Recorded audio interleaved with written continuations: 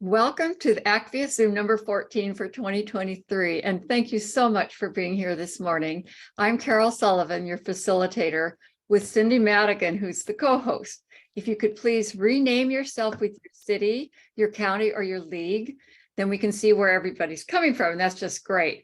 You could also add your Indigenous lands information in the chat, so we're reminded of and can honor those whose land we now live on, work, and play on. So in the reminder email that I sent out this morning, there was a link, and hopefully it looks like it didn't get people signing in as Carol Sullivan. So yay, that's wonderful. There were also links to the recording for the tree campaign that Kate Lunsford brought to us a couple of weeks ago, and last week's presentation by Cynthia Stewart on housing and homelessness, which was really excellent. I'm going to go back and watch it again myself because so much good information. And also there's a link to the clean energy future from March 28, which was electrify everything in our homes. You'll also find a link to that in the early part of the chat. Next week, I'm hoping, because my invitation was really late, that members of the lobby team will be here to share what we'll need doing in the final days of the legislative session. You may have noticed there wasn't too much to do from the legislative newsletter the last couple of weeks, but that's going to all change very quickly. And then there are going to be lots of action, mostly in asking our senators and representatives to vote for a certain bill or urge it be brought up for a vote, I guess in the reverse order. April 17th, then we're going to have as our guests the members from the Decline in Local News Study Group, who will share their study and their findings. And their study really has huge implications for our democracy. And it's very important that we pay attention to this, news. We listen to it every day. We need to pay attention to what's happening to local news and the impacts. And then April 24th, yay, that's going to be our legislative wrap up. The successes that we've had, what might come back in the next session and what might not. Some things are going to die. So with that, Cindy, did you want to show people how to log in, or should we save that for last? It's up to you. I think we can save it for last because it looks like everybody here has got it figured out. Yeah. Okay, so then let me introduce you to Betty Carteret. She's going to explain to us the benefits to us and other Americans that we'll get from the Federal Inflation Reduction Act, which is just huge. Maybe not the benefits, but it's a huge, big bill. So Betty originated in Virginia, and her first degree was in Asian Studies from UVA. It seems like she took another turn and later got a degree in mechanical engineering from WSU. Then she put that degree to good use at the Hanford Nuclear Facility in Eastern Washington, where she worked on designing new equipment that was to reduce worker exposure, I'm presuming, to bad things, and to clean out waste tanks. And then, she got to put her designs into use at the facility. But she's retired now, and she's putting her energy into volunteer work. Again, I say yay, because so much happens when we turn to what we really, our passion really is. And she's offering climate change classes and presentations since 2007. She led the installation of community gardens in Anacortes, helped with founding Friends of Skagit Beaches, being a Salish sea steward, try saying that 3 times fast, promoting citizen awareness of plastic pollution by founding the Skagit Plastic Reduction and Recycling Coalition, SPARC, sort of, where I first met Betty, and most recently founding and heading the Skagit Chapter, a citizens climate lobby. And CCL is a grassroots organization that exists to create the political will for a livable world. Its approach to climate action is nonpartisan, and it's aimed at working with our elected officials to communicate our shared experiences, desire for a livable world, and the need for urgent and substantial action on climate change.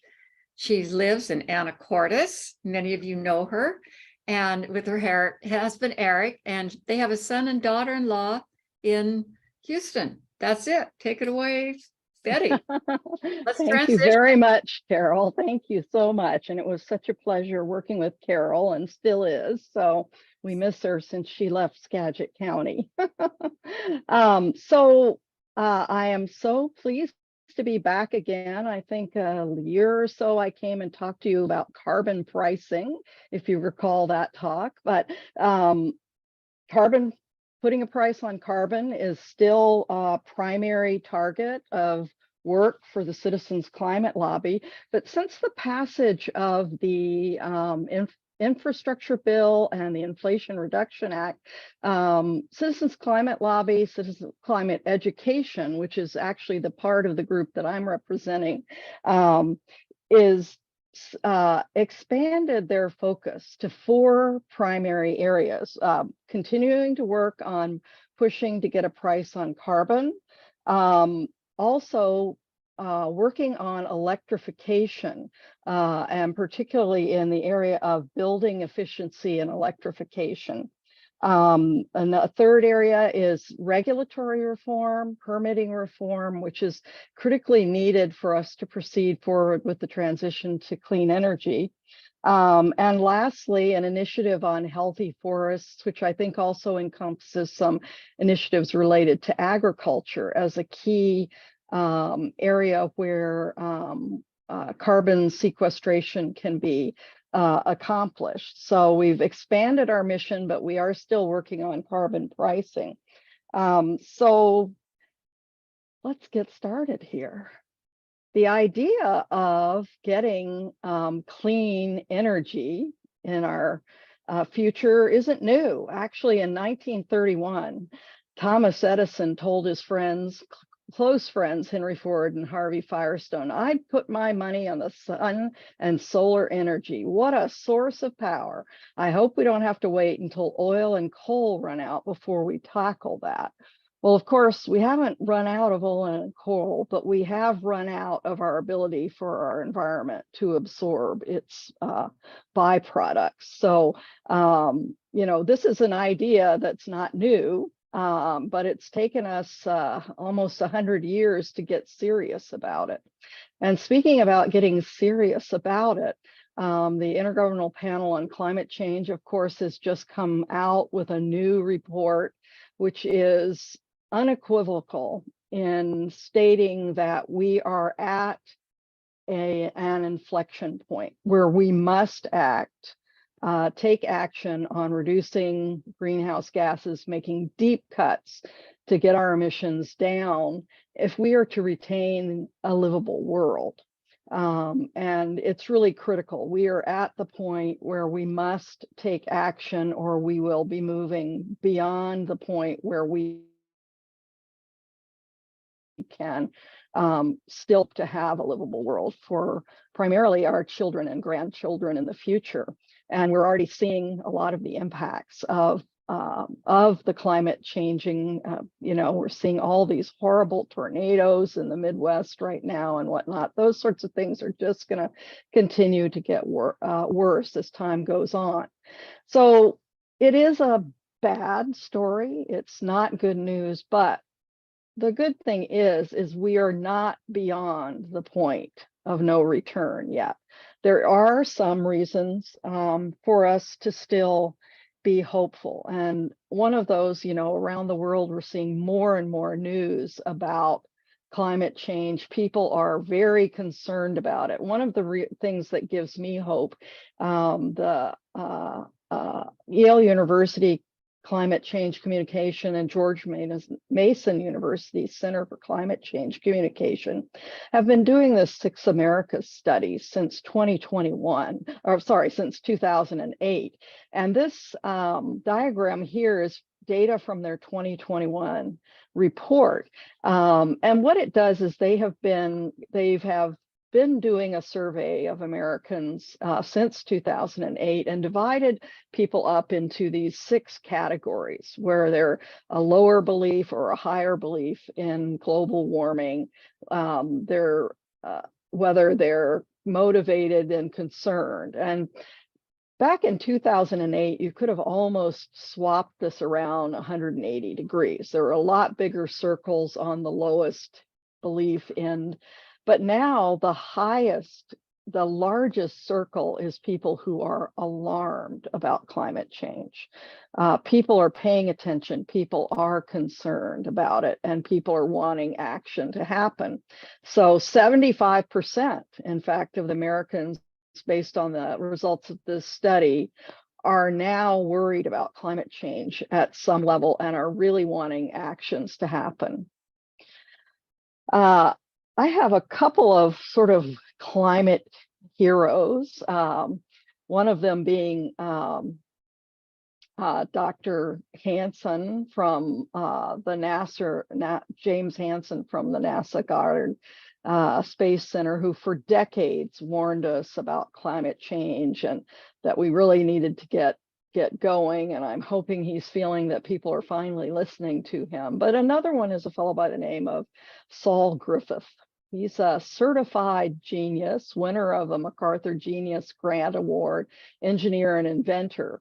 Back in 2017, he was hired by the United States Department of Energy to do a high resolution study of the US energy system, to basically analyze where the energy is coming from, where the energy is going to, down to what they called a 0.1% point fidelity level. And this is something that had never been done before.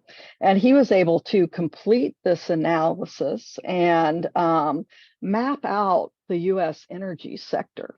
And what he found as a result of that, and in his recommendations, he's written a book called Electrify, an Optimist Playbook for the Clean Energy Future, which is a bit of a difficult read because it's, written by an engineer, but it's a really compelling book talks about how really the solution before us exists right now. We have 80% of what we need in hand right now. And what we really need to do is to clean up our energy supply and go all electric for a healthier environment. So this is sort of his playbook for his pathway to move forward on this, to plan to combat climate change. He has an organization called rewiringamerica.org. They have a tremendous amount of great resources on their website for people, and we'll talk about a few more of those. So in the background of this here, I don't really want you to, I just put it there for graphic purposes mainly, but this is what's called a Sankey diagram. And this is a tool that he used to map out the US energy system. On the left, we have the sources of energy and all these different lines going through to different sectors that use it. And on the right, basically where it is being used in the end. And throughout here, you have both uses and waste. And he basically found that when you do an accounting of our energy system, the supply side on the left, and where it goes, the demand side on the right, we can see that in order to decarbonize our economy, we must electrify approximately 1 billion machines. When we say 1 billion machines, we mean our washer and dryer, our stove cooktop, our heating system in our home, and all those other machines throughout our homes and businesses. We need to transition away from fossil fuel-based machines to electrically supplied and driven machines. And the other thing that was revealed by this study is there is a tremendous amount of waste in a system based on fossil fuels. And we all intuitively know that. When we drive our car and we come home, we park our car, we put our hand on the hood of the car, it's hot. And all of that is waste heat, wasted energy. And basically, fossil fuels are a wasteful type of energy provider. by nature, whereas electrification doesn't have that kind of waste built into it. So there's a lot of compelling reasons for us to move towards an all-electric future. So some of his conclusions were that basically we can't efficiency ourselves to net zero being that we are have reduced our emissions to the point where either there are near very low amounts of emissions of carbon dioxide, and those that are being emitted are being dealt with through sequestration.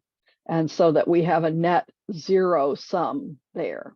And we talked about the wasteful nature of fossil fuels, and we can eliminate 90% of this waste and reduce climate change at the same time by going all electric.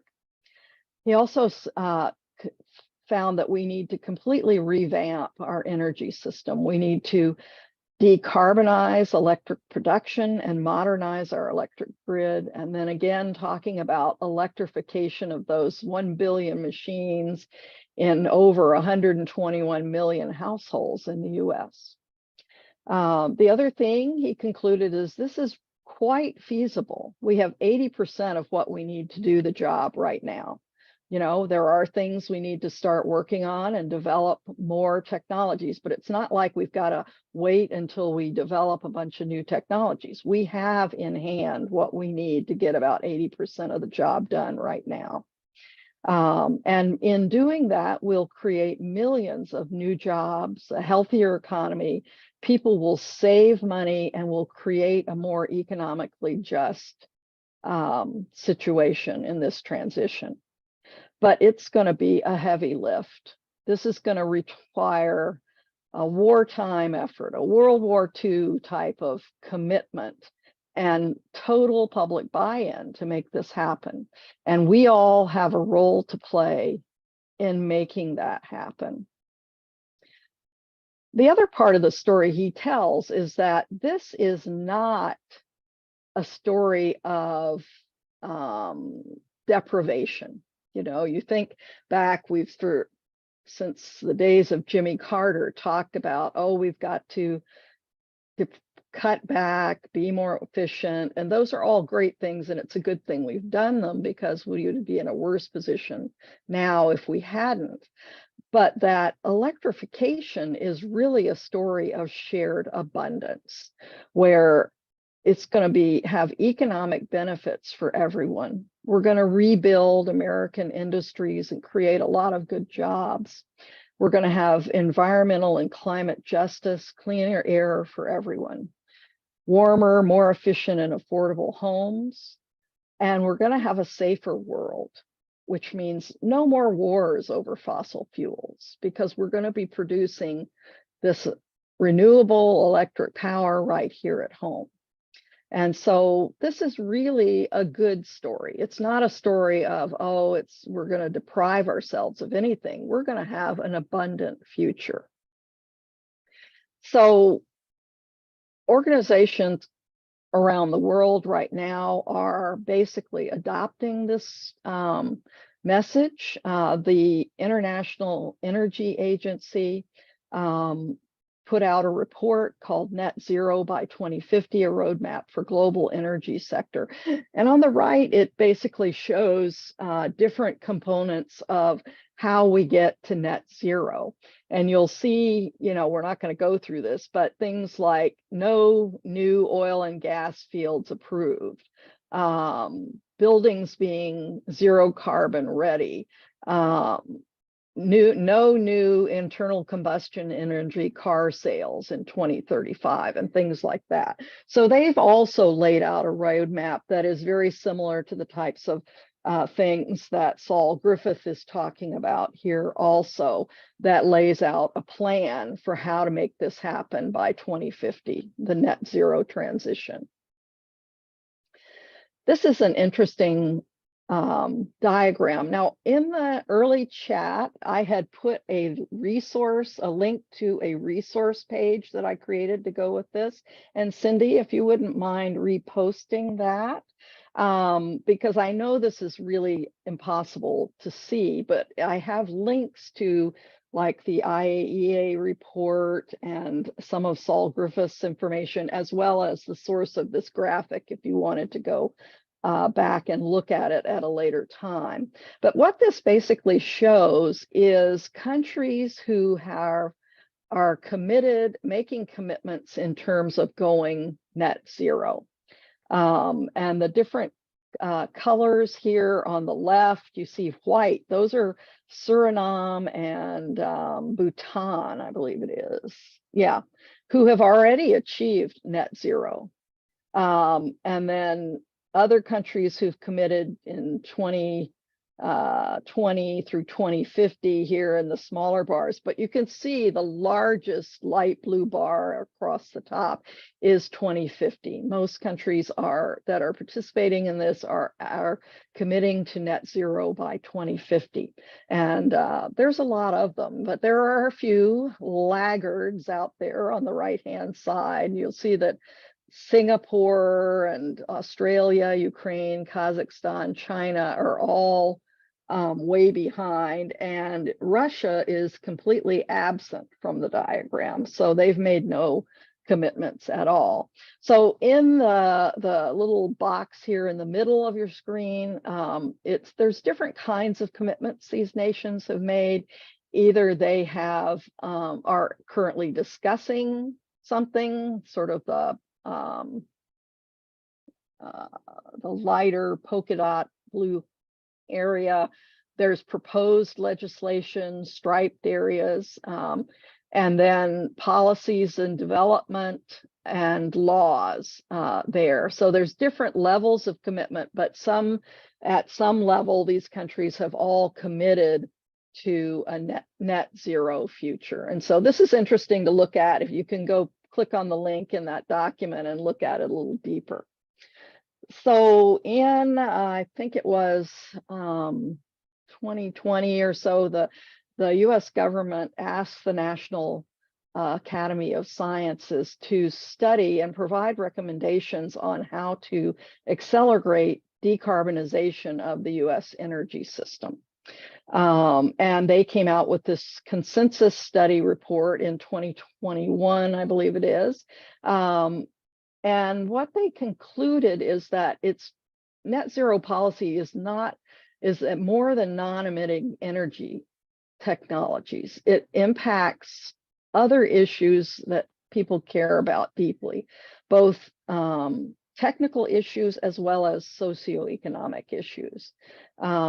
And it provides an opportunity to, one, provide a more sustainable and healthier future, strengthen our economy and increase high quality jobs in the US, build a net zero carbon energy system without today's social injustices, and enable businesses and individuals to share equitably in this new energy system.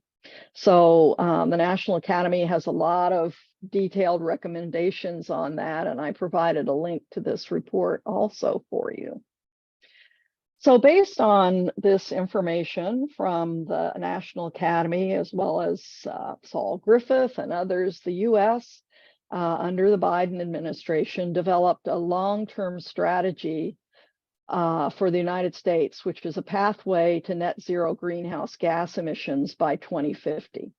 And it laid out the goal, and you will all probably remember this announcement that came out, that we are going to achieve 50% reduction of our emissions by 2030 and net zero by 2050. 2030, that's 7 years from now. This is a heavy lift. This is a lot to be done, and it's going to require us all to be in completely on this happening. So this is the report the administration put out. Again, I provided a link to that, and this is just a diagram that kind of shows how this reduction will be achieved over time. And what's really good news is we don't just have a report and a document, but Congress passed legislation that puts money where our mouth is. Basically, they have funded this effort to reach net zero at a level of $509 billion that are coming through the Inflation Reduction Act and the infrastructure bill that are paying for work towards climate change action here. So this is a diagram from the New York Times that sort of shows the different types of areas, but probably more instructive is this diagram of where is this $509 billion being spent. The largest fraction of it, $281 billion, is being spent on clean energy transition. 70 billion on resilience, 59 on manufacturing, 47 on EVs and clean fuels, etc. So this is how that $509 billion pie is being cut up to provide funding to move us towards that 2050 goal of achieving net zero emissions. As we go along, if you think of any questions, please put them in the chat and we'll come back and discuss those. So back to Saul Griffith again. I talked about his book, Electrify Everything, but he's written a much more accessible article that sort of goes through the same information called 1 Billion Machines Decarbonization Demystified. That's much shorter, more easy to digest, and I provided a link to that report on the resource sheet for you.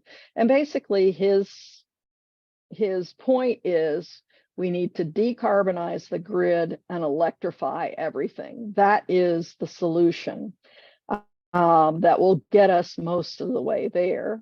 And CCL says what gets us the rest of the way is putting a price on carbon. So those two things can be a very powerful combination. So what do we mean by decarbonize the grid? What we mean is we are going to decarbonize our source of energy supply, basically go to zero carbon sources of electrical power production. Wind and solar, of course, are the obvious ones, but then we also have, if those cannot provide, enough, there's of course existing hydropower stations. There's not a lot of resource available to expand hydropower, but then there's also a wealth of geothermal potential for energy creation using geothermal. And there's always nuclear, which is a non-carbon source of electricity, a controversial one, but that is one that does produce no carbon. And one of the recommendations that's come forward is that we continue to operate our existing nuclear power plants and as long as they can be safely operated in order to facilitate our transition into the clean energy future. The other thing we're going to need, because of course wind and solar are variable in terms of their production, wind's not always blowing, the sun's not always shining, is we need the capability to store renewable power. And there's, of course, batteries is one big storage option, but then there's a number of other renewable storage options that are being looked at. Things like pumped hydro in the picture on the right, where this is a dam on the Columbia River, and it's just an illustration showing that when wind and solar are operating and they have excess power, we would pump water from the lower reservoir to the upper reservoir. And then when we need more power, we can reverse that and run that water through a turbine, like a dam, just like a dam, and produce power going back down again. And you can just repeat that cycle as a way to store power. And there are many other options being looked at here, but that is one area where we need to really grow our capacity to store renewable power. We, of course, need to modernize our electric grid, and we did have a talk on that as part of our series back in February, and that document called Mark Your Calendar that I put a link to. There is a link to watch the video on that presentation if you're interested.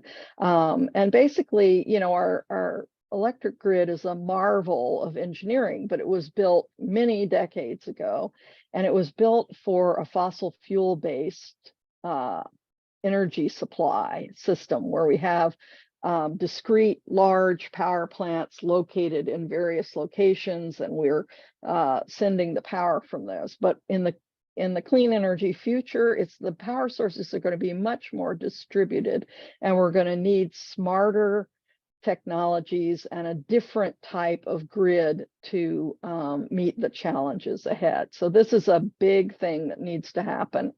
The other thing is we need to work on community resilience, where we have more locally based power options, things like utility co-ops, community solar programs, where we've got some localized energy production sources, even on our own rooftops there. So this is sort of all part of what we may call decarbonizing the grid. So when we talk about electrifying, it's got so many benefits. We're going to clean up our electric supply, get rid of those gas and coal-fired power plants, electrify our homes, have cleaner power in our homes, have less bills. We're going to electrify our transportation, and everybody's going to participate in this. So when we talk about electrifying our homes, and this is the talk we just had last Tuesday with Brian Stewart, and you've reposted that, and I highly recommend his talk. And I know Carol and maybe some others of you went to that talk. It was excellent. And we are talking about replacing those fossil fuel-based systems in our home, particularly our furnaces. Probably a lot of people have gas-fired furnaces. Maybe some people still have fuel oil, but gas is the predominant one now, as well as gas-fired water heaters, gas-fired cooktops. We're talking about replacing all of those with existing high-efficiency, low-cost electric alternatives. So this doesn't mean we all have to necessarily run out tomorrow and replace everything in our home, but as things begin to get to the point where they are reaching end of life, or there are other issues related to them and you're considering replacing them, we need to choose the electric alternative. We don't have time for people to buy one more gas furnace. Everybody has to be in. Our next furnace needs to be a heat pump, an electric heat pump, to heat our homes. You know, we just in the last week put in some heat pump, what's called mini splits, which are in the wall of our house here. And so we have a gas furnace, but we're converting to the electric mini splits. And my plan is to convert my gas range to an induction range within the next year. So we all need to start planning our own personal electrification journey of going from fossil fuel based machines, as Saul Griffith calls them, to all electric machines in our home. And Rewiring America provides a lot of resources to help you do that. They have a guidebook called Electrify Everything in Your Home that talks about all the different systems and what it takes to do that. They give some costs, but I'd caution that the costs in their book are probably low compared to today's numbers. Since the dawn of inflation, prices are quite a bit higher, I think, than what they quote in this book, but it still gives you the methodologies and things you need to consider there. And so I've also got a link to that in the resource sheet. So on Electrify America's, Rewiring America's website, they also have a guidebook to what people can, what benefits are available to people from the Inflation Reduction Act in terms of tax credits and rebates, upfront rebates or price reductions. And so this Go Electric Now guidebook is available to download on their website. And they also have a thing called the Inflation Reduction Act calculator. So the Inflation Reduction Act provides two types of benefits to people. And the type of benefit you're eligible for depends on your income. And it's based on the median income, the official median income of the area you live in, and what percentage range you fit in, whether you're classified as high, medium, or low income. And of course, the lower tiered folks in the income spectrum get a lot higher benefits than people with medium. And in the high income brackets, you're only eligible for tax credits, not for any of the upfront rebates. And so I played around with the calculator and say here in Skagit County, the cutoff for what would be considered high income for, say, a two-person household would be about $104,000 a year. And if you make $104,000 or more, a two-person household, then you would only be eligible for tax credits, not any of the upfront rebates or reductions in price there. So this calculator is great. You can all go to their website on the resource sheet again. And here's what you'll see when you go to the calculator.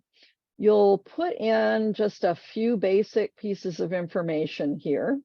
Your zip code, your status, whether you're a homeowner, what your household income is, your tax filing, and what your household size is. Put in those 5 pieces of information, hit calculate, and it will run, and then it'll tell you that this family of 4 in Mount Vernon making $80,000 a year is eligible for annually $14,000 of upfront discounts, covers up to 50% of the costs for things that are covered. And we're going to look at that in just a second.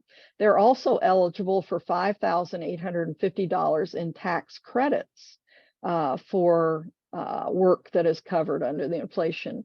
And that's estimated that they will save $1,400 a year in energy by doing the various types of things that can be done. So total incentives, almost $20,000 per year for this family in Mount Vernon.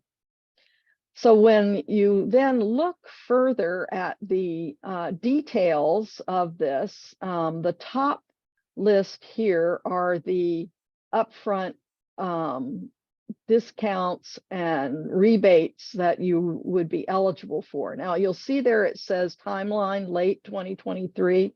The federal government, these will be rolled out at the state level, and the federal government is currently in the process of negotiating with states on how this will be rolled out. And so it's not yet set up. It says late 2023, but I haven't heard a definitive date when this will become available.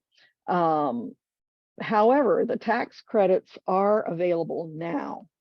So you can see here in terms of the rebates, you could get up to $4,000 if you replace your electrical panel. So a number of things you might do in your home, putting in a heat pump or a new induction range and things like that, may require that you upgrade your electrical panel to provide a higher level of service there. And if you do that, then you can get up to a $4,000. This family in Mount Vernon, this is specific to the family in Mount Vernon, the fictitious family I created.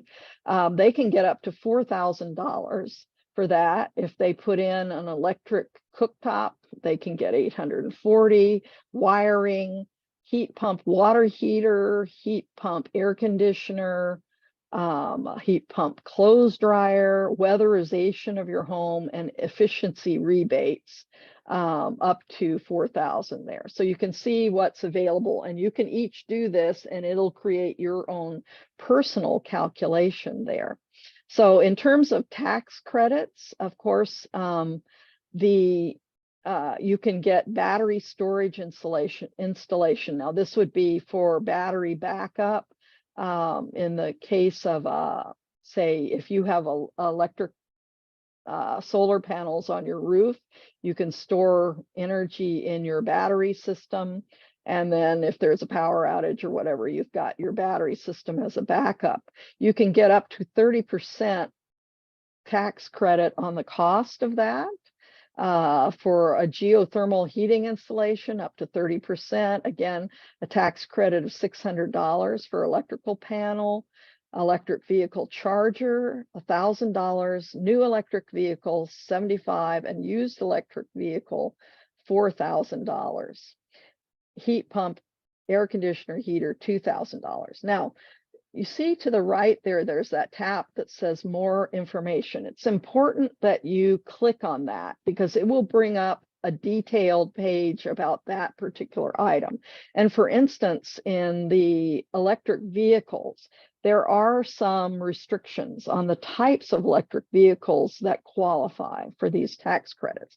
So as you're looking at this, you're definitely going to want to click that more information tab there and read the details and the caveats as to, you know, things that are required or restricted or whatever. So this is a super easy thing to do, and it'll give you a good picture of what you personally can qualify for under the Inflation Reduction Act.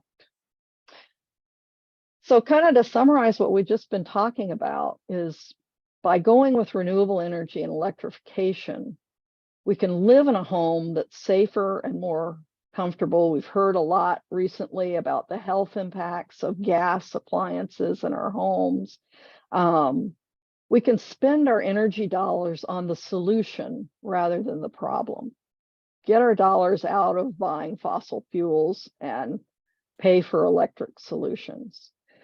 We can also help to make these critical solutions part of the new normal. Those of us who can afford to be early adopters, we need to do it so that our neighbors say, oh, well, Betty and Eric just installed heat pump mini splits. Maybe we should think about doing that. So those of us who can, should do this just to get the ball rolling, because a lot of people, it's definitely financially challenging.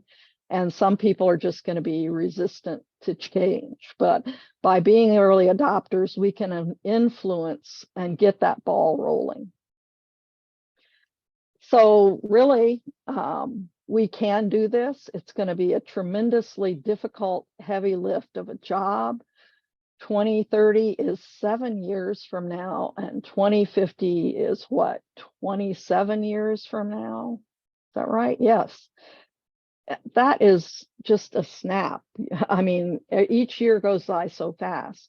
And so we really are going to have to pull together on this. And the secret to making progress is to just get started, as Mark Twain said. So thank you for inviting me, and I'm happy to now go on and take your questions. Okay, thank you so much, Betty. I really appreciate it. Just lots of good information there. I'm going to start kind of at the top, and Tiffany, right from the beginning, asked if you could put the quote in the chat. And I think she means Tiffany, I'm looking at you right now. I think you mean the quote with Thomas Edison and Harry Fire. Oh. Okay.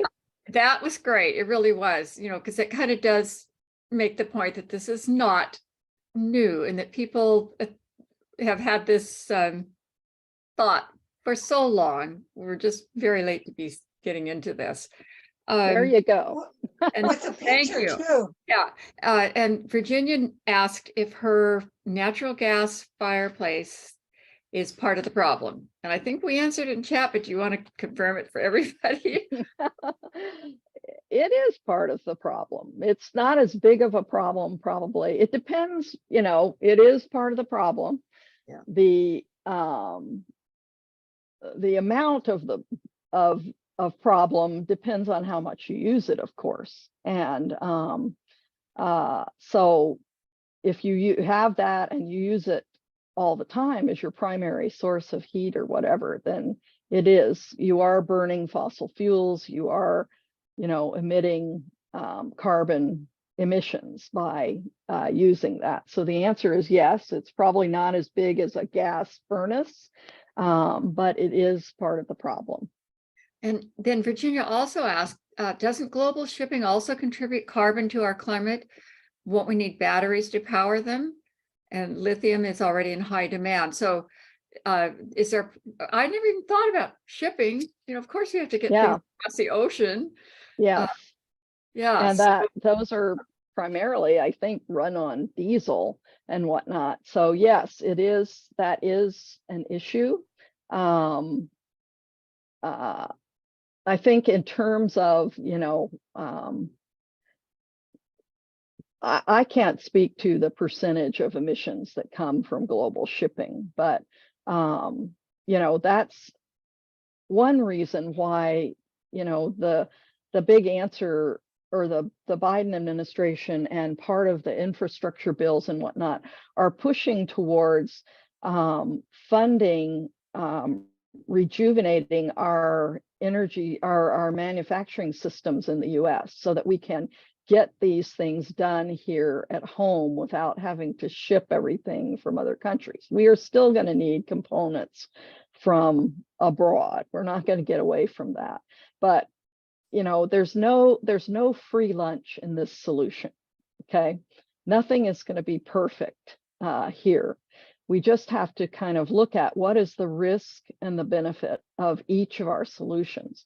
And overall, we're going to have to make some compromises in order to get the most benefit with the lowest risk here. And so I think, the whole push in the legislation to basically put the money into businesses in the US doing this work, establishing battery plants here in the US, establishing mineral production in the US and things like that, is trying to get at and address some of those issues, as well as rebuilding our economy at the same time.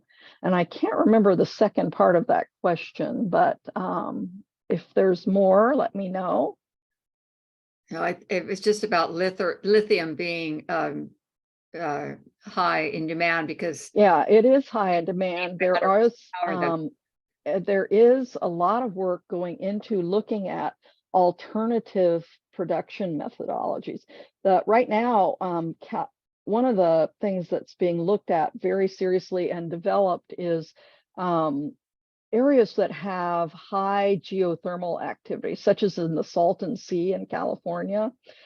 California is investing in a big production capability because these geothermal springs and whatnot, the solutions, hot solutions that come up from those are fairly rich in lithium.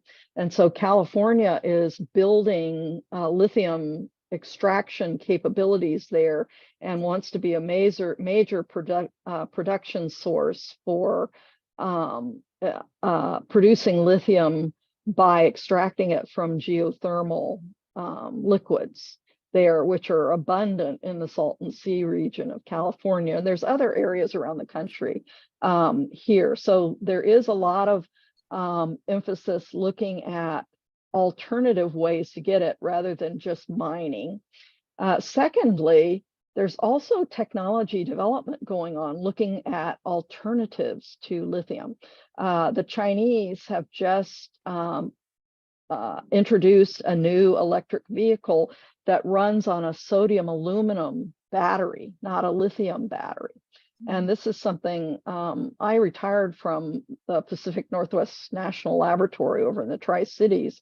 And they have a research program going on there right now looking at developing these sodium battery technologies. And of course, sodium is just abundantly available and whatnot. So, it's like everything. As time goes on, new ways of doing things come along. You think about, well, we used to go to the movie theater to watch movies. We'd have to go out and go into the movie theater, and then there was really revolutionary, and people could watch beta tapes at their homes, tapes or reel-to-reel tapes of movies at their home, and then beta tapes, and then then CDs and DVDs. And it's sort of that same thing. Is we are dependent on lithium batteries now. As time goes on, I think we'll see more and more new types of capabilities come to the forefront. We just need to get started now using what we have and develop the alternatives.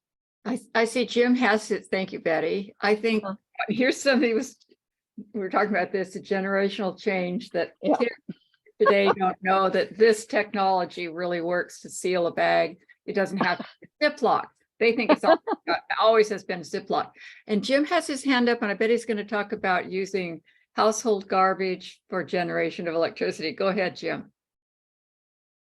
Yes, I guess I'm ready to go.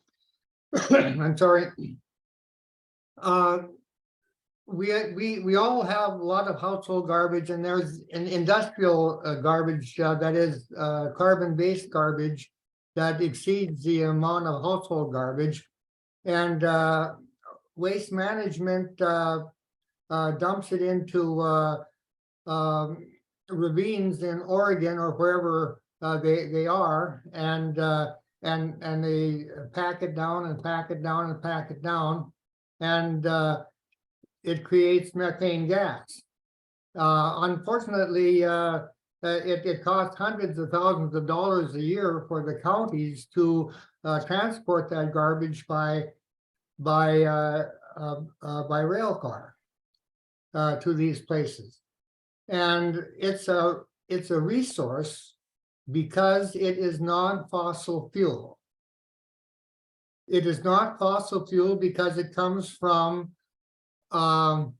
plants and mostly plants, trees, paper, rubber, plastic.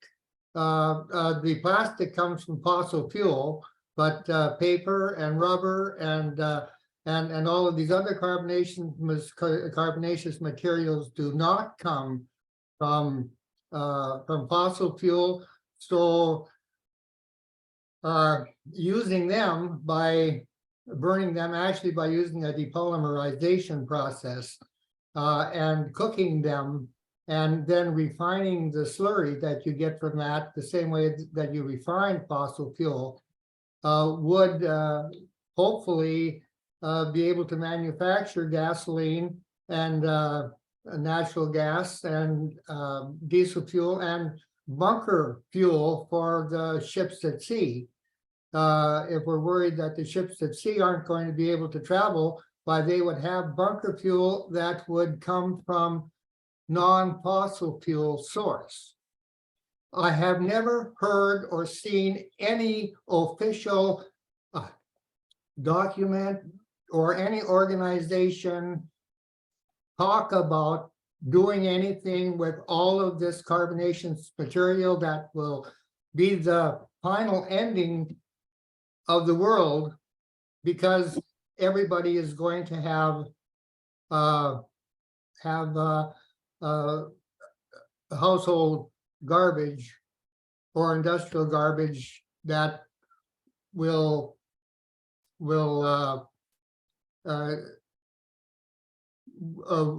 be harmful. So what say you? I think that there certainly is some. I don't think right now there's a lot of work going into harvesting garbage for biofuels, but I think there is work starting to look at biofuels using materials that are basically, when they decompose or whatever, would be releasing carbon dioxide and or methane into the environment. and creating biofuels out of those. And I think one area in particular where this is of high interest is in the airline, air jet fuel, in other words. And I think that you're right, that this is a huge source. And I think that eventually we're going to get to the point where when we are no longer pumping, it's way cheaper right now just to pump fossil fuels out of the ground than it would be to convert these carbon-rich garbage supplies into biofuels. But why once, wait? yeah, so once Why wait until we run out of fossil absolutely. fuel to so nobody is talking about it? Well, yeah, I would say not nobody, but I don't think it's a priority for people. But I think that for one thing, I know that Rick Larson proposed some sort of a alternative biofuels bill related to airplane fuels and whatnot. So I think that as we phase out fossil fuels and we hopefully put a price on them where they become more expensive, then recycling materials from our landfills will become more and more attractive as an alternative for particularly air transportation is probably the biggest challenge in terms of getting away from using burning fossil fuels is in air transportation. So I would encourage you to send Rick Larson some communications about this. I think that's an area he's interested in, and let him know what you're thinking about. I think also, it would be good to search online, because I bet there are some early initiatives looking at this, and I don't think they're currently probably doing a lot, but I think as we phase out fossil fuels, this sort of thing is going to become something people start looking at seriously. So I think it's a great idea. Thanks, Jim, for Thank bringing it you. up. Thank you. Pat, I see your hand up, but I think I'd like to go to a couple of other questions, unless it deals exactly with this, or because there are some questions in the chat before your hand. And one of them was Judy. Let's see, we're not going to find Judy. Although I know that Chris commented on something with the acronym or the initials MEER, mirrors. And I can't find it now. It's mirrors for energy, or sorry, for Earth's energy rebalancing. So it's called the MIR initiative. And I was wondering, Betty, if you've heard of that. No, I haven't heard of that. He put a link in the chat. I put a link. It's a worldwide effort to try to address the heat gain of the planet by using mirrors to actively bounce that heat away, instead of depending upon removing of the carbon from the atmosphere, which could take quite a while. And some other interesting anecdote was that as we have been cleaning our atmosphere by getting rid of all of the pollution, we actually heated up more because we were not bouncing that radiation away. So in the, like the 1800s and 1900s, when everything was all nasty and smoggy and polluted, we actually were cooler. It's kind of funny. I'm gonna get Oh yeah, I see your listing there. My personal feeling about this is that, these large geoengineering projects, as I go back to what, Saul Griffith says, is basically we have 80% of what we need right now to get the job done. If we divert resources to these large building floating mirrors in the atmosphere, they don't exist. It'll take quite a bit of research and development to make it happen. It'll be extraordinarily expensive. And I think our money is better spent using what we have now to electrify and go to clean energy power supplies, and then get as far as we can. And then if we can't get far enough with those, bring it down as much as we can, and then start talking about these sorts of large scale So geoengineering projects. this one is not a geoengineering one. It's not one of those ones in space or anywhere. It's actually very Oh, okay. localized. So Is I definitely recommend you check it out. They're actually doing Okay. some trials, combining it with farming to cool the surface of the ground right in the farms. And so Oh, yeah, absolutely. There's Yeah. some great agricultural solutions and forest solutions right now that need to be pursued as much as possible. Awesome. Yeah, I was just looking at the title, Mirrors for Earth's Energy Rebalancing. They're small mirrors on the ground. Oh, okay. Yeah. Yeah. Wow, thanks. Okay. Hadn't thought of. I'd like to have you take note of the chat comments made by Lee Alley, converting his household to 90% reduction of carbon footprint. Stephanie also mentioned that the Navy has nuclear powered submarines. Duh, that could probably power cargo ships. And then Tiffany has a lot of thoughts about our current system of capitalism that's not going to help us, and make note of this, because all of these things are worthy of more time and more talking, but we're running out of time to talk. And Catherine puts in there that we need legislators strong enough to restrict bad practices, etc. But where are we going to find them? It's kind of hard. They're kind of in short supply, it seems sometimes. So let's see, Pat, did you have while people are looking through the chat and reading some of these other comments, did you have a question? I didn't want to ignore you. I just wanted to make a comment that we were talking about using the waste. We're actually invested in a local company that uses farm waste, converts it into energy. I think it's called Farm Power. Yeah, And, farm power.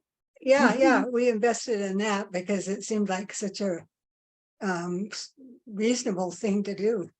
Yeah.